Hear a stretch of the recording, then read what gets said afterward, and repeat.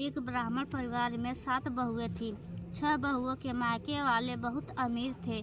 इसी कारण ससुराल में उनका बड़ा मान था, परंतु छोटी के मायके में कोई न था। वह घर का सारा काम काज करती, सबकी सेवा करती, पर कोई भी उससे प्यार नहीं करता। सभी उसे दुत्कारते रहते। तीज त्योहारों पर भी जब उसके मायके से कोई न आता तो वह बहुत दुखी होती और हर वर्ष की तरह इस वर्ष भी करवा चौथ का व्रत आया। अन्य बहुओं के मायकों से उनके भाई करवा लेकर आए, पर छोटी के मायके यदि कोई होता तो करवा लेके आता। सासू भी छोटी को ही खरी खोटी सुना रही थी। वह दुखी हो घर से निकल पड़ी और जंगल में जाकर रोने लगी। एक नाग बहुत देर से उसका रोना सुनता रहा। अंत में वह अपने बिल से निकल आया तथा छोटी से पूछने लगा, बेटी क्या बात है, तुम क्यों रो रही हो? छोटी बोली, आज करवा चौथ है, मेरा कोई भाई नहीं है। यदि मेरा कोई भाई होता तो आज जरूर करवा लेकर आता। नाग को छोटी पर दया आई। नाग ने कहा, बेटी तुम घर चलो, मैं अभी करवा लेकर आता हूँ। थोड़ी देर बाद नाग उसकी ससुराल पहुँचा। ससुराल वाले इतना सामान देखकर चकित हो गए। सासू भी प्रसन्न हो गई। तब सासू ने प्रसन्न मन से छोटी को नाग देवता के साथ भेज दिया। नाग देवता ने छोटी को अपना सारा महल दिखाया और कहा, जितने दिन चाहो आराम से रहो, मनचाहा खाओ, मनचाहा पहनो, पर एक बात याद रखना, सामने रखी नाद को कभी मत खोलना।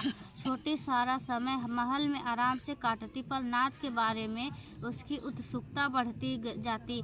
एक दिन जब घर में कोई न था, उसने नाद को उठाकर देखा तो हजारों छोटे छोटे सांप के बच्चे इधर उधर रेंगने लगे।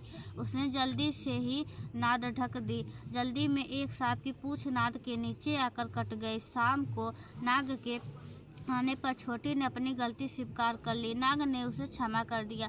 जब छोटी ने ससुराल जाने की इच्छा व्यक्त की तो उसे धन रत्न आदि देकर विदा किया। छोटी को ससुराल में जब उसकी बड़ी इज्जत होने लगी। जिस सांप की पूंछ कटी थी उसे अब सभी बंडा कहकर तंग करते।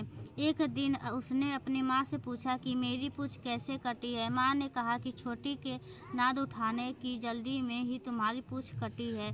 तो वह बोला कि मैं छोटी से बदला लूँगा। माँ के बहुत समझाने पर भी वह एक दिन चुपचाप छोटी के घर आ छुपा और मौका पाकर उसे काटने की सोचने लगा। वहाँ छोटी और उसकी सासू में किसी बात पर बहस हो रही थी तो छोटी कसम खा खा कह रही थी कि मैंने ऐसा नहीं किया। वह कह रही थी कि मुझे बंडा भैया से प्यार कोई नहीं है, उन्हीं की कसम खाकर कहती हूँ कि मैंने ऐसा नहीं किया। बंडा ने जब सुना तो सोचने लगा, जो मुझसे इतना प्यार करती मैं उसी को काटने आया हूँ। वह चुपचाप चला गया। माँ ने पूछा, ले आए बहन से बदला? वह कहने लगा, माँ बहन से मैं कैसे बदला? तभी से बंडा भाई व छोटी बहन हुए। भाई प्रतिवर्ष चौथ के दिन करवा लेकर जाता, वह बहन बड़े प्यार से करवा चौथ का व्रत करती।